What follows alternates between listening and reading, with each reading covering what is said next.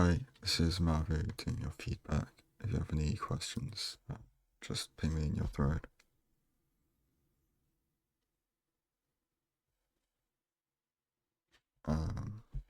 We should be resetting on a third person or like F5 so we can see more on the wall.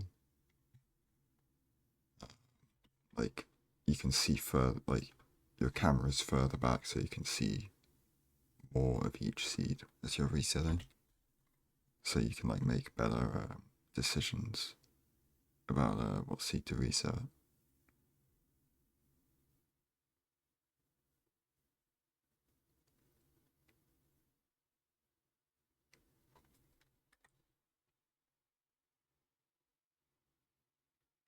Okay, I liked the some of the way you did the mappers here,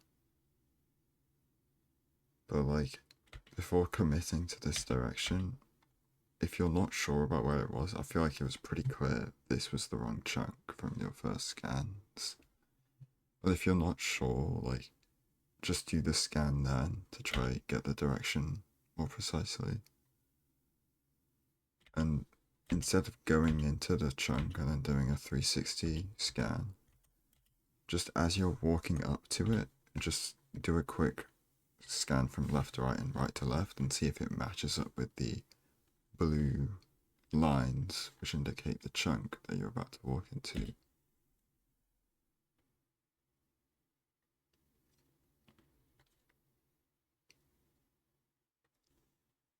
And then as far as finding 9-9, generally you just go to the center of the chunk and then the F3 crosshair, where the lines come out of it, like this red one is positive X and the blue one is positive Z. So basically, I mean, if it's too much to remember, red is X, blue is Z, just know that where the lines are is the positive direction on the coordinates. So if you go to the dead center of the chunk and then go one out in the like direction of these lines, that's going to put you on 9-9.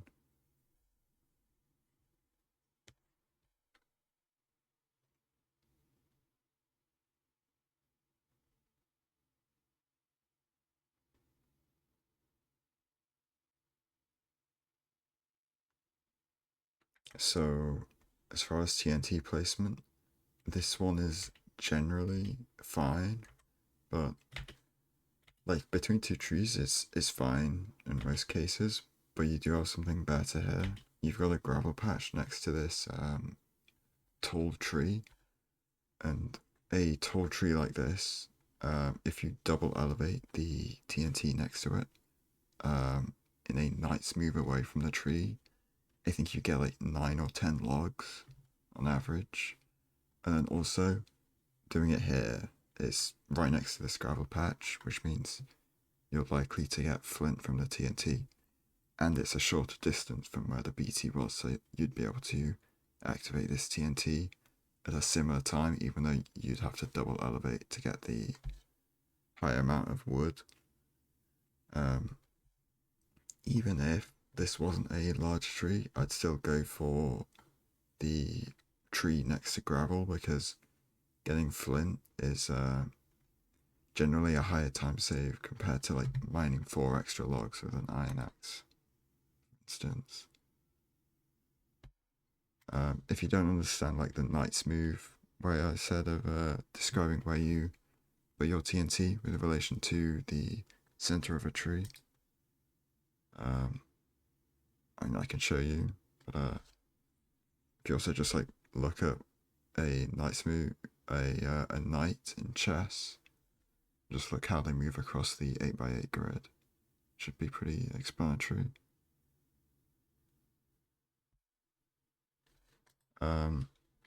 So I wasn't going to mention making iron doors because I believe the correct craft here is to make an iron sword and not iron doors here, especially given you can get all your wood and more from your TNT anyway. But given that you're not making a iron sword, probably should just make iron doors and then use the wood you save from that skip mining your crafting table and just make another crafting table at a later point in the run. I don't really like just leaving the island like this without really looking around at all. I do know it's a iceberg, so you don't have great visibility at the ocean floor. But like a quick look in the like immediately visible directions could have been useful. We find this doesn't look terribly promising.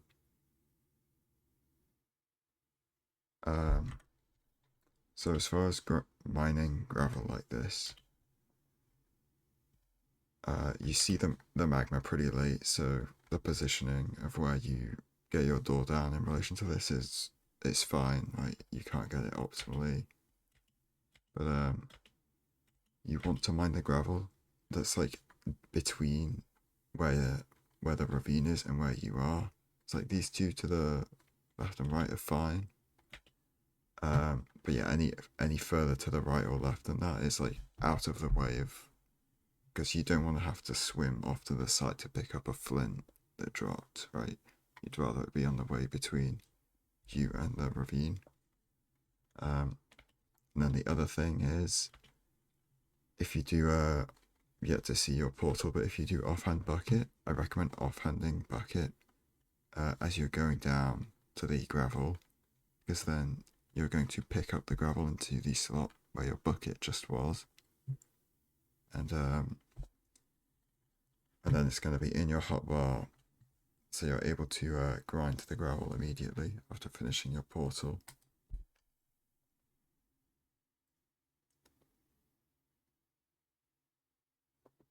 I don't like the offhand flint much at all. Yeah, like if this was just in your, oh yeah.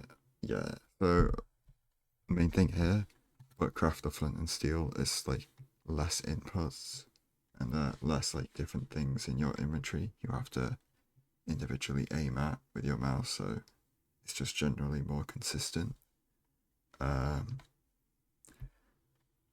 then yeah, like the way you would do this with a bookcraft is you would just hotkey the iron out of the slot, so that because you've got 7 iron there, if there was only 1 iron there, you wouldn't have to do that, because then the flint and steel would automatically go into the next free slot in your hotbar, which would be the one the iron is coming out of. But because you've got more than 1 iron there, you have to hotkey the iron out, then you'd bookcraft flint and steel. So it's literally you just open inventory, iron, flint and steel, and then craft it. You're done, instead of like hotkeying the flint and then you like offhand hotkey and then shift click, and then like you're just not making use of the, yeah, like now you offhand the bucket. Like there's just so many unnecessary inputs you're having to do here in a short space of time.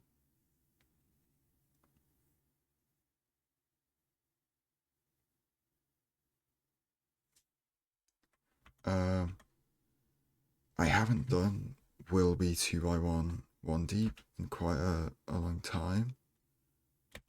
But I do think this lava, you want to place it up here instead of down here, so that you can like drain the portal mostly and stand inside the portal frame to grab your 2 extra lava like easily without having to, like you just did there, go through the water awkwardly and walk back. Yeah, like you want to place this lava 4th, whether it's two deep or 1 deep. You don't want to leave it till last. Yeah, because like this is just really really awkward.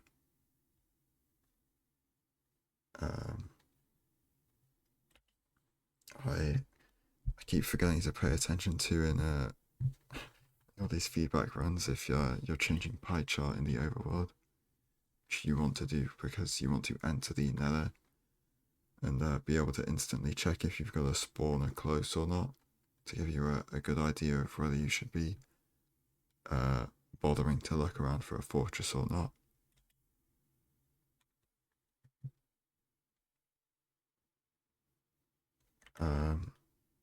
this inventory sorting, like, if we're going, so like, think of it this way. If we're going to get rid of the diorite and magma blocks from our hotbar, before reaching the bastion, we're not going to use them at any point in the run. So don't bother taking them off your hotbar. Just throw them out on the way to the bastion, right? Also, yeah, just E-ray before doing any of this. Like, I picked this up from Axe, but like he likes to open his inventory and move his cursor over to something you want to throw out. Just left click it so it's in the grabber for the inventory, or like it's like picked up in the inventory. When you exit your inventory, that gets just automatically dropped when you exit the inventory. So you'd like open inventory, move your cursor over to like a stack of kelp, pick it up, and then just exit your inventory, and it gets dropped out for you. It's really easy to do that between sprint jumps on the way to the bastion.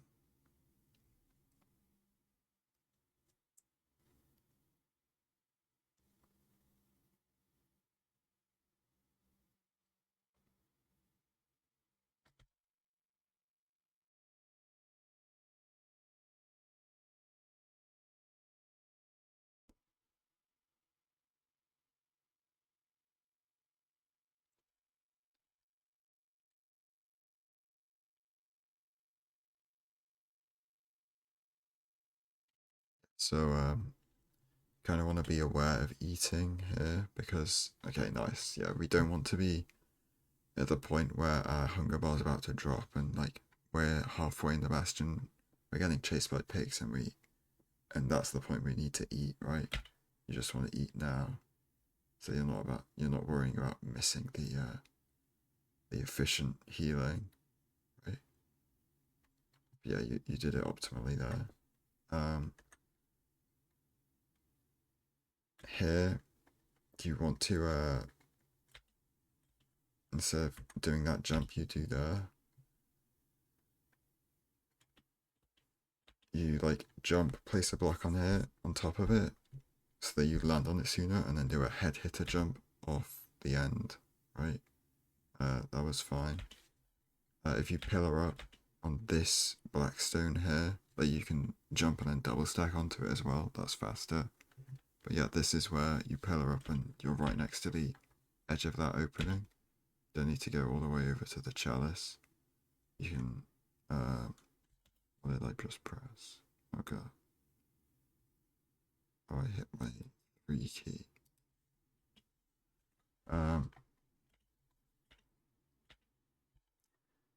Yeah, so you would just double stack onto this, and then you're out of like melee range from even that hoglin as well. You just stack up one wall. It's very safe. Like, it's better than this because now you have to like go out to the side or dig through the wall. I'm pretty sure it was multiple TNT buried treasure. There was like 2.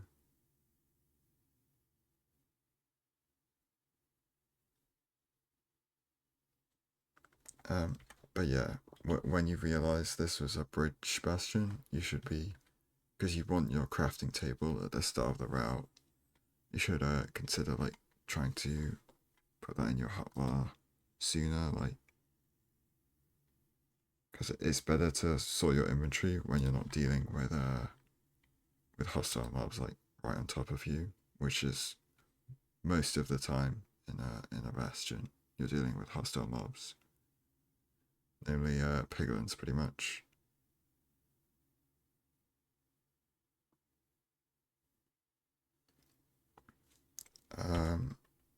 For crafting gold helmets, I just like to click my offhand key when crafting them, so that I can just exit the crafting table and just it's in my offhand immediately, and then I can just equip it whenever.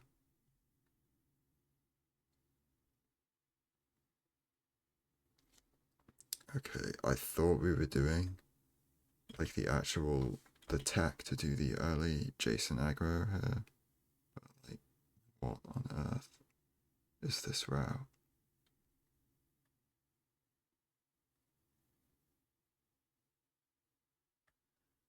Okay, I think I'll just link you Crack Smoker and Jason route for right triple bridge, because this just looks like you improvised some like block placement movements to get up to do the old route, which is just top hole right. It just looks like you improvised something to get there while avoiding the hogland.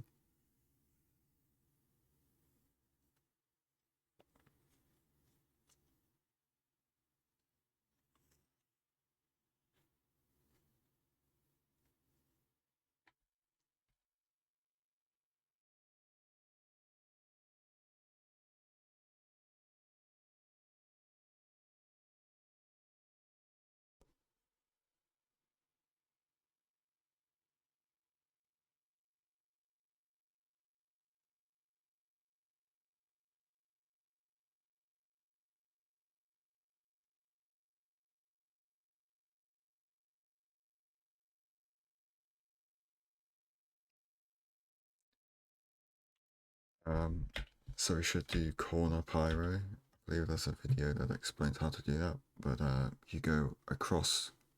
So like here, this is the corner of the chunk that you're going to pyro at. You would cross this chunk boundary and then cross into this like chunk here. And then if it loads in here, it's that way. Crossover. If it loads in here, it's that way. You up your render distance, go back this way, and if it loads in, it's that way, and then you would go that way, and if it loads in, it's this way, right? There's an edge case where if the spawner loads in when you up your render distance in this chunk,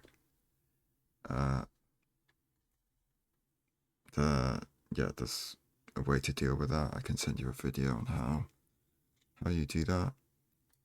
It's not my video, but yeah. Didn't mean it to sound like it was mine. You should pre-craft a bed here, at the very least. You've got the string to do so.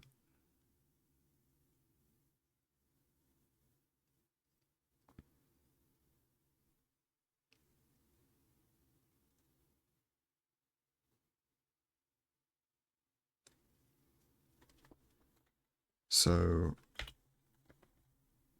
it's a little bit like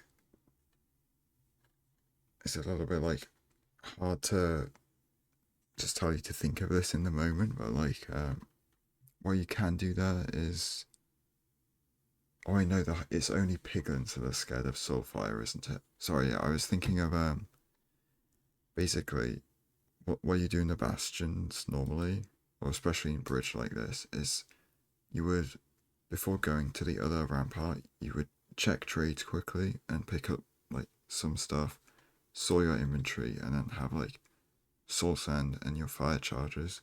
So then you can use soul sand with a fire charge or light it with a fire charge. There's soul fire there, and that's going to scare away the piglins from attacking you while you loot the other rampart. If there's sword guys right next to the chests. But yeah, it doesn't work on hoglins. My brain just lagged, which is why I thought it did.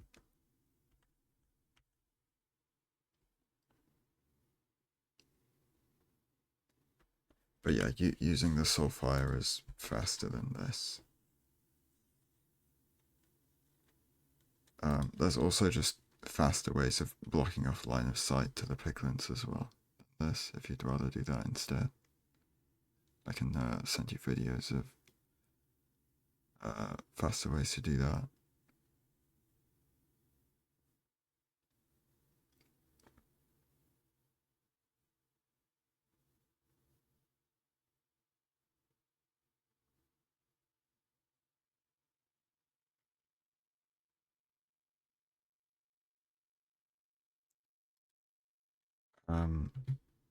So one thing we didn't do in the Bastion was pre-craft a bed. Like I think we have we have one TNT, but a bed plus TNT is a lot more effective for a spawner fight than just one TNT, because you can clear out the whole spawner very quickly compared to like a third of it with the TNT. And we should also be popping our fire res. Okay, we do it there. Oh, yeah, it's me personally, I only do it like while my pearl is in the air, which is why I didn't pick up on it there. But yeah, doing the fire res at the same point of the run every time is just good for muscle memory to ensure that you always have your fire res active.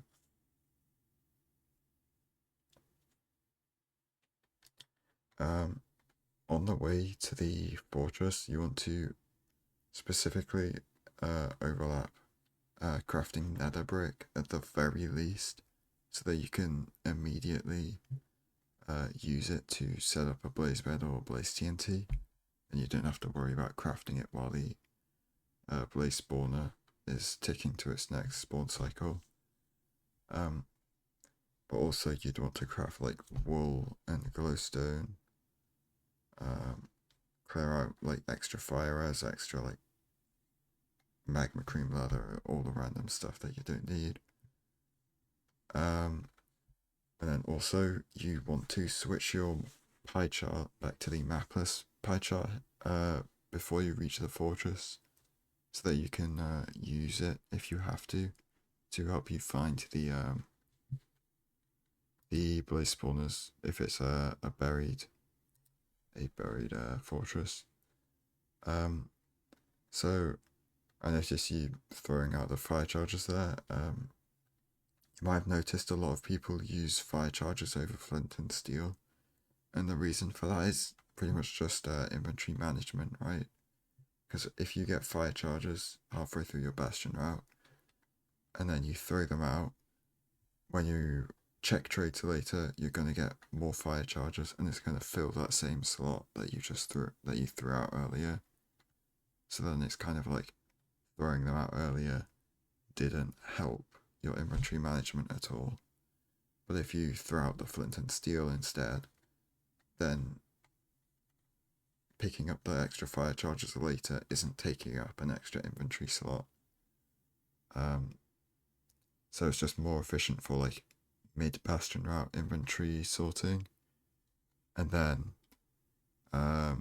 it's also useful on seeds where you enter with a woodlight or just with a fire charge from a rune portal, because it's just you'll consistently be playing for fire charges instead of assuming you entered with flint and steel. Okay, we make another bricks.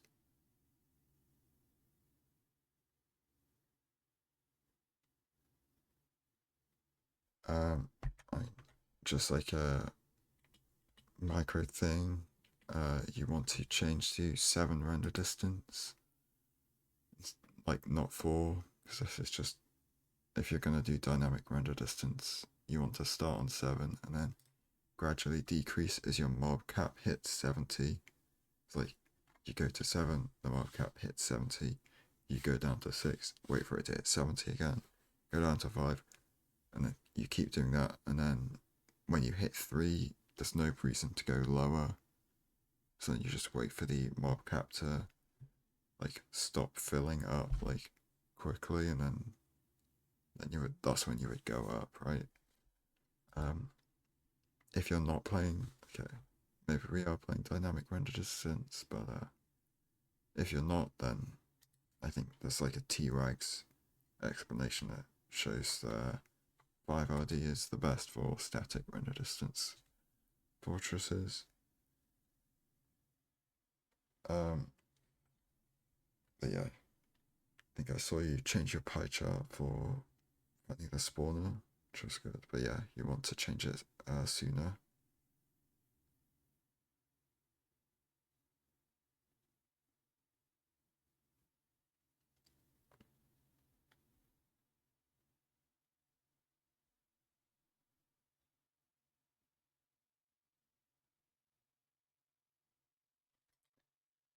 Um, this is just like on a like enclosed spawner on this sort of terrain.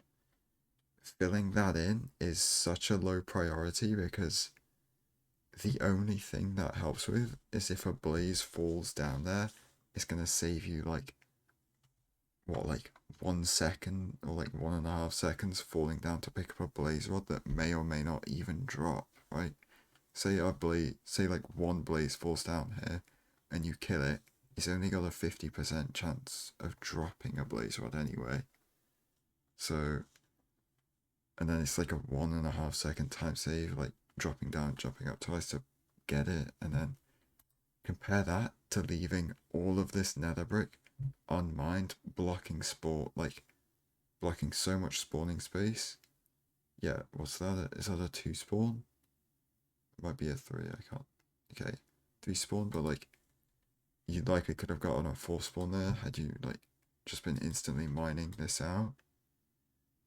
Um, yeah, like mining out the spawner is pretty much the main thing you want to prioritize when at least you're on like a low to medium like rod count. Um, this block order though is suboptimal. Basically, you want to mine the blocks that are closest to the spawner because those have a higher chance of having blaze spawns. And then fences are like the least priority because they have smaller like block hitboxes and they block less blaze spawns than a whole nether brick block, right? Because they just have a lower volume.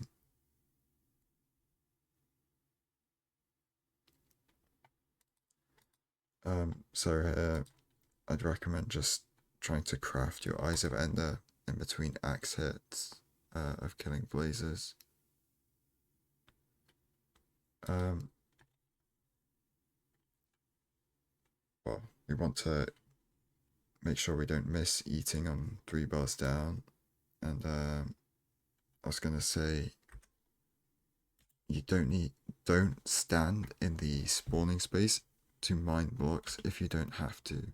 Like just stand far enough back that you're not gonna get spawned on.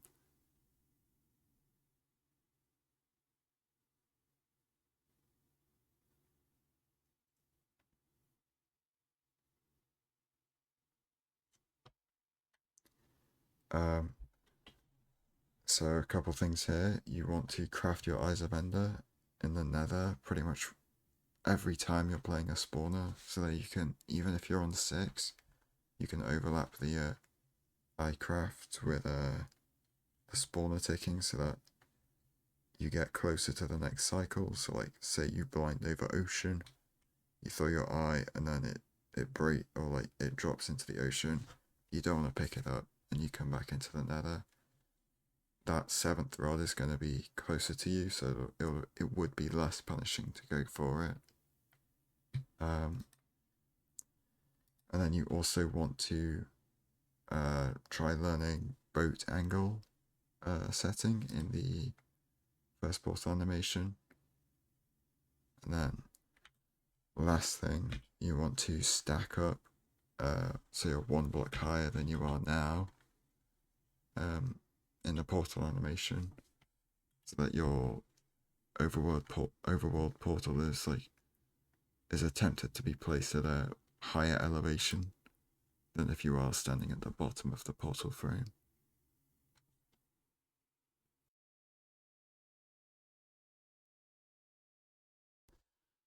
Again, yeah, it seems like I'd just say try using the recipe book more for Eyes of Ender, because you can just flick to the blaze powder, shift click it all, and then you can just shift click all the eyes straight after.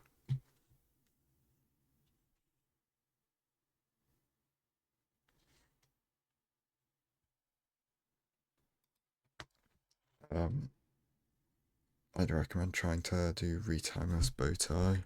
The way you do it normally is just, try and like, yeah, so you kind of do it here. You like line up your crosshair on the eye and wait for it to go all the way and stop moving. Then you change your settings. Oh wait, are we not doing what? Why did we change our sense if we did a bow tie? Was that just for um desync or something? Okay, I maybe that was a mistake, but if not, I'd recommend learning bow angle eye measuring. It's a lot more precise than just normal tool macro.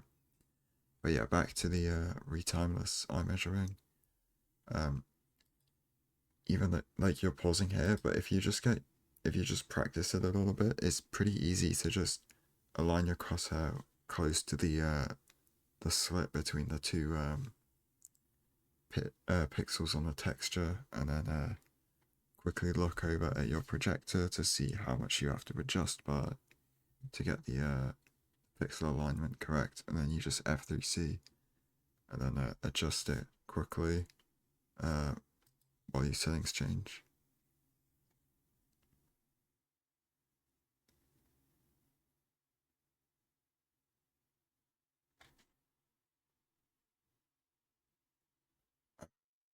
Not sure there is a video on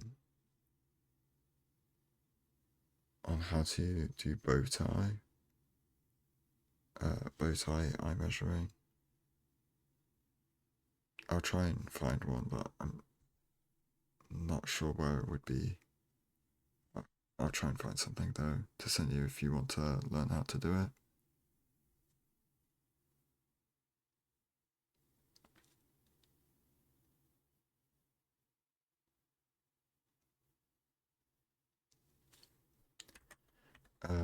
Yeah, so just like a inventory management thing with gold pickaxes, just generally put them where your iron pickaxe is. Like, it just like saves a hotbar slot because you're never going to be using a gold pickaxe at the same time as you're using the iron pickaxe.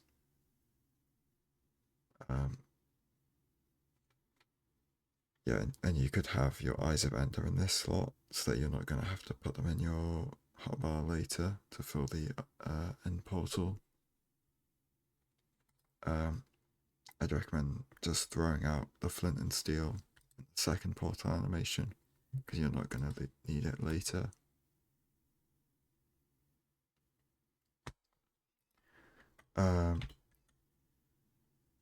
So, a couple of things here. You pause on Stronghold Enter, which is good. You want to fully go to 30 FOV and thin macro to do your preemptive scan. And you also want to do your preemptive scan instantly, regardless of if you hit starter or not. And the reason is because you don't want the mob cap to fill up with 70 mobs, because you don't want that to happen before you start doing your preemptive, because if you do let that happen, you're more likely to get entities in your readings when you're doing your preemptive, right? And that means you're not going to, or you're going to have a lesser chance of finding the pure spike of a zero entity reading with the portal room. You can test this yourself and see that if you've got an entity rendered and the portal room also rendered in the preemptive scan, it's not obvious at all that it's the portal room. Like, the spike gets significantly changed.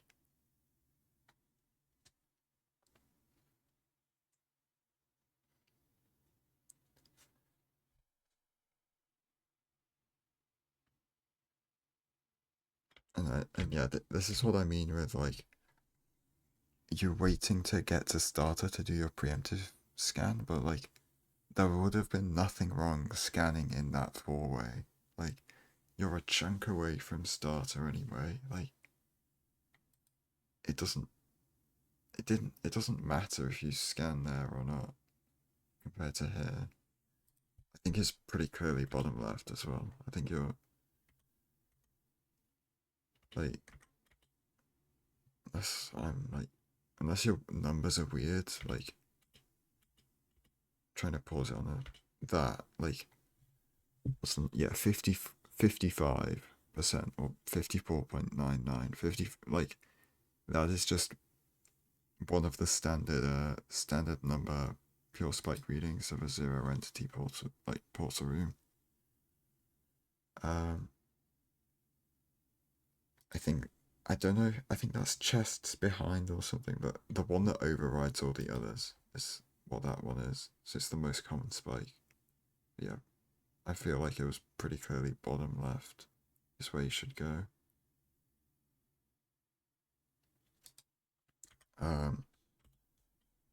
Yeah, just like a toggle thin macro and do a quick rescan instead of like going through all these doors to like check if the portal room is down here or through this door. Okay, library. Oh wait, no, I remember. I remember reading the message in your thread saying you heard it and you were trying to find an alternative way. And then you said that you felt the audio cues were unreliable. A way to deal with that is when the Silverfish Hisses subtitle appears on here, if you look up and look down, so if you look up and the subtitle disappears immediately, then you know the silverfish are below you. And if you look down and the silverfish disappear, then you know it's above you. It's just where you can like manipulate the subtitles. I mean, just another thing, maybe try practicing hotbar or, yeah, just setup +0. It's like a couple second time save. Felt like that pearl was unnecessarily low. Like, probably could have gone quite a bit higher.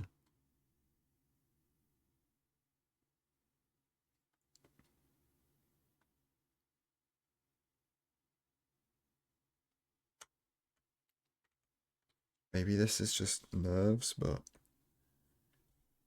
front 94, it shouldn't really be a problem with getting there on time.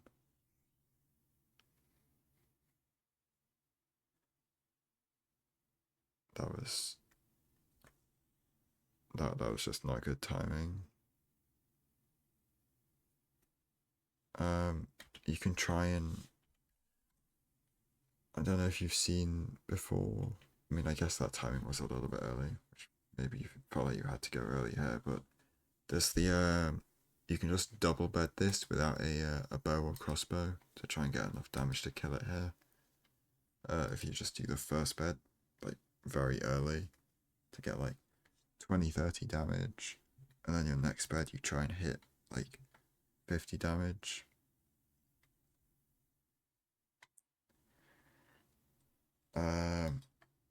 Yeah, you're kind of just done for here.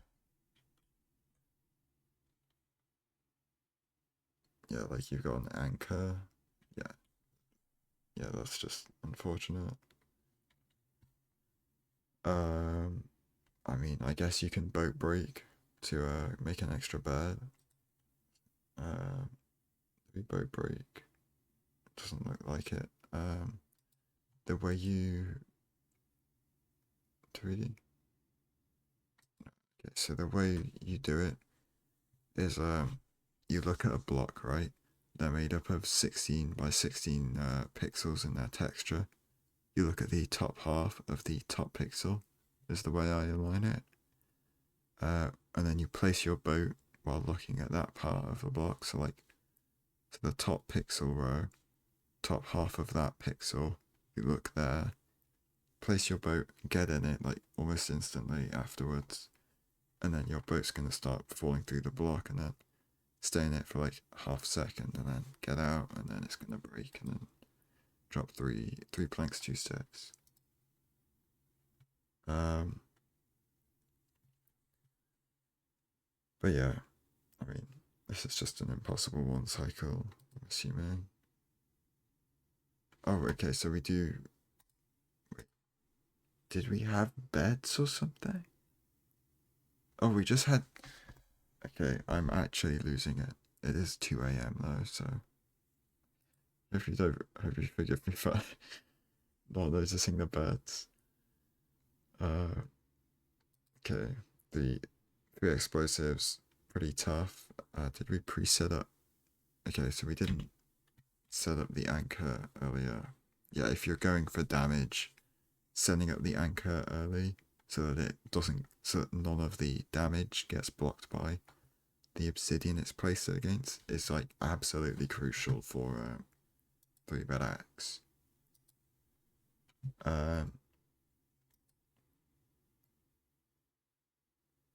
Yeah, like this is not gonna do enough damage if you're going for 3-bed axe. And then yeah, you just do what is it? You wanna do, because the axe is 9 damage, you want to do 5 fully charged hits, 1 like 80% charge hit, and then a fully charged hit to do the maximum amount of damage. But yeah, that wouldn't have helped you on this anyway, because the dragon had too much health remaining. Right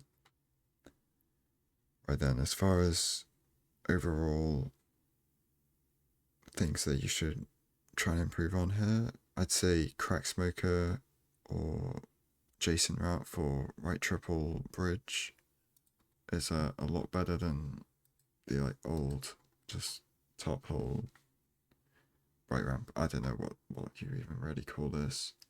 I know bottom hole is Dowski hole, but yeah, Crack Smoker or Jason is a lot better than this.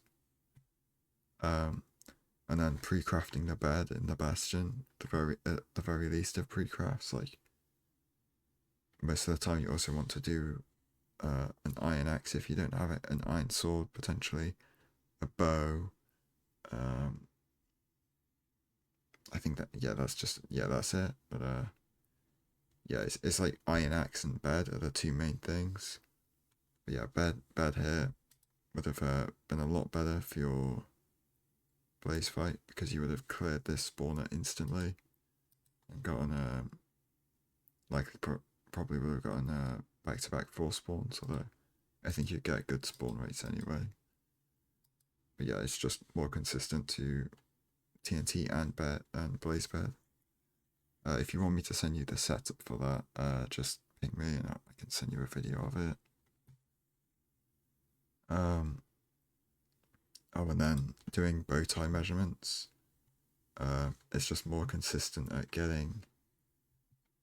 Wait, we do have green bow, so that indicates you're doing bow tie, but you changed your sense to 0 cents, which just breaks how bow tie works because it assumes your in-game sense stays the same throughout the whole run.